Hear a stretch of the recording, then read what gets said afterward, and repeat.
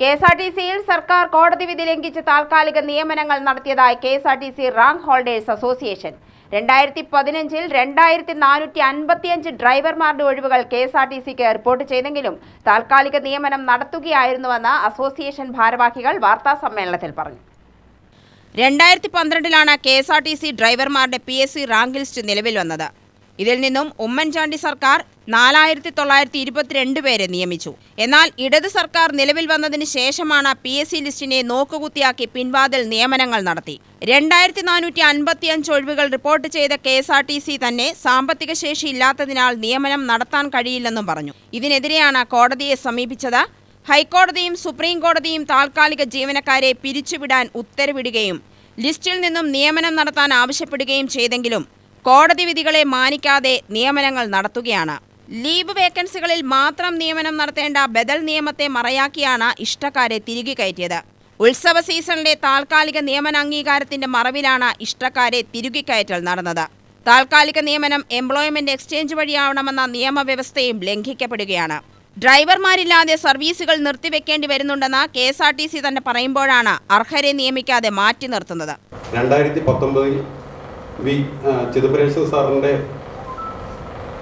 Division ബെഞ്ചിൻ്റെ ഉത്തരവ് പ്രകാരം അന്നുണ്ടായിരുന്ന മുഴുവൻ താൽക്കാലിക ജീവനക്കാരെയും പിരിച്ചുവിടുകയും അതിനുശേഷം ആവശ്യം ഉണ്ടെങ്കിൽ നിങ്ങൾക്ക് ഈ PSC ലിസ്റ്റിൽ നിന്നും എടുക്കാവുന്നതാണെന്ന് അന്ന് ഡിവിഷൻ ബെഞ്ച് വിധിക്കുകയുണ്ടായി. അപ്പോൾ അതിൻ്റെ അടിസ്ഥാനത്തിൽ ഞങ്ങൾ അതൊക്കെ ജോലി കാത്തിരിക്കുമ്പോൾ ഇവരൊക്കെ നേരെ സുപ്രീം കോടതിയിലേക്ക് പോയി. സുപ്രീം കോടതി പോകുമ്പോൾ ഞങ്ങൾ അവിടെ കവിറ്റ് ഫയൽ ചെയ്തിട്ടുണ്ടായിരുന്നു. സുപ്രീം കോടതിയും പറഞ്ഞു നിങ്ങൾ ഈ ലിസ്റ്റിൽ നിന്നുള്ള ആൾക്കാരെ എടുത്തേ പറ്റൂ എന്ന് സുപ്രീം കോടതിയും പറഞ്ഞു. പക്ഷേ അന്ന് ശബരിമല സീസണായിരുന്നു. അപ്പോൾ അവർ ദേവസ്വം ബെഞ്ചിനെ സമീപിച്ച് ദേവസ്വം ബെഞ്ചിലൂടെ ശബരിമല വിശേഷ ദിവസങ്ങളിൽ ഞങ്ങൾക്ക് താൽക്കാലികരെ നിയമിക്കാമെന്നുള്ള ഒരു വളഞ്ഞ വഴിയിലൂടെ ഒരു ഉത്തരവ് മേടിച്ച് താൽക്കാലിക ഒരു ഡയറക്ഷൻ സുപ്രീം കോടതി കൊടുക്കുകയുണ്ടായി. നിങ്ങൾക്ക് താൽക്കാലികരെ വിശേഷ ദിവസങ്ങളിൽ ഓടിക്കാമെന്ന് പറഞ്ഞ് ആ സമയത്തൊരു വിധി നൽകുകയുണ്ടായി. അതിൻ്റെ മറവിൽ താൽക്കാലിക ഉത്സവങ്ങൾ അല്ലെങ്കിൽ വിശേഷങ്ങൾ വരുമ്പോൾ നടത്തേണ്ട വേക്കൻസി അവർ അതിനുശേഷം സ്ഥിരമായി അവർക്ക് ഷെഡ്യൂളുകൾ ഉൾപ്പെടെ 2019-ൽ KSRTC പിരിച്ചുവിട്ട ഡ്രൈവർമാരെ വളഞ്ഞ വഴിയിലൂടെ, നേരിട്ട് പോലും അല്ലാതെ വളഞ്ഞ വഴിയിലൂടെ അവർ തിരിച്ചെടുത്ത് അവർക്ക് ഷെഡ്യൂളുകൾ ഉൾപ്പെടെ നൽകി അവർ നിലവിൽ വണ്ടികൾ ഓടിച്ചുകൊണ്ടിരിക്കുകയാണ്.